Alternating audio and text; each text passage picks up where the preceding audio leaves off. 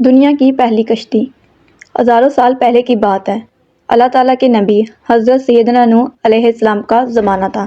آپ علیہ السلام اپنی قوم کو دین کی تبلیغ کرنے اور ان کو سیدھی راہ پہ لانے کی کوششوں میں مصروف تھے۔ 950 سال تک آپ علیہ السلام تبلیغ کرتے رہے، لیکن 80 افراد کے علاوہ کوئی بھی ایمان نہ لایا۔ جب آپ علیہ السلام اپنی قوم کے ایمان لانے سے نا امید ہو گئے تو اللہ تعالیٰ نے آپ کی قوم پر آنے والے طوفان کی خبر دی اور آپ کو ایک کشتی تیار کرنے کا حکم دیا۔ ابھی طوفان آنے میں 200 سال باقی تھے اور آپ علیہ السلام کو کشتی بنانے کے لیے لکڑی کی ضرورت تھی۔ لہٰذا آپ علیہ السلام نے لکڑی حاصل کرنے کی غرض سے ساگودان نامی کچھ درخت لگائے جن کی لکڑی بہت مضبوط ہوتی ہے۔ یہ درخت 100 سال میں تیار ہوئے۔ اس کے بعد آپ علیہ السلام نے ایمان لانے والوں کے ساتھ مل کر دنیا کی پہلی کشتی بنانے کا کام شروع کر دیا۔ اس دوران آپ علیہ السلام کی قوم کے برے لوگ آپ علیہ السلام کو طرح طرح سے ستایا کرتے اور دل دکھانے والی باتیں کرتے تھے، لیکن آپ علیہ السلام صبر سے کام لیتے رہے اور ان لوگوں کی باتوں پر توجہ دیے بغیر کشتی کی تیاری میں لگے رہے۔ دنیا کی یہ پہلی کشتی 100 سال میں تیار ہوئی۔ یہ کشتی 300 گز لمبی، 50 گز چوڑی اور 300 گز اونچی تھی۔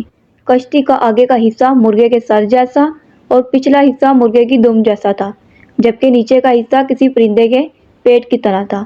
کشتی کو تارکول یعنی ڈامر کے ساتھ لپا گیا تھا۔ کشتی میں 3 دروازے تھے جنہیں کشتی کے ساتھ جوڑنے کے لیے لوہے کی کیلوں کا استعمال کیا گیا تھا۔ کشتی میں 3 منزلیں بنائی گئی تھیں۔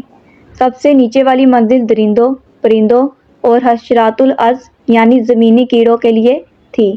درمیانی منزل چوپائے وغیرہ اور دیگر جانوروں کے لیے تھی، جبکہ سب سے اوپر والی منزل انسانوں کے لیے تھی۔ یہ کشتی شاندار اور بے مثال تھی، لیکن جو طوفان آنے والا تھا وہ بھی کئی گنا خطرناک اور ہولناک تھا۔ اس طوفان کے آنے کی نشانی یہ تھی کہ حضرت نوح علیہ السلام کے گھر کے تندور سے پانی ابل کر باہر آنے لگے گا۔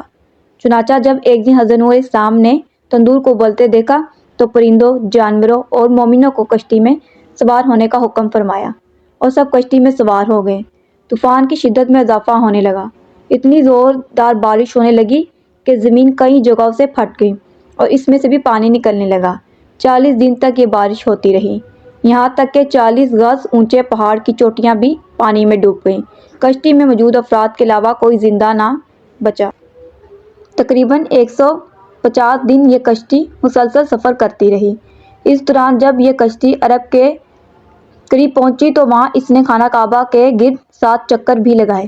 آخر کار یہ طوفان تھم گیا اور 10 محرم الحرم یعنی عاشوراء کے دن یہ کشتی عراق میں موجود جودھی پہاڑ پر پہنچ کر ٹھہر گئی اور پھر سب لوگوں نے شکرانے کے طور پر اس دن کا روزہ بھی رکھا۔ یوں دنیا کی پہلی کشتی کا سفر اپنے اختتام کو پہنچا۔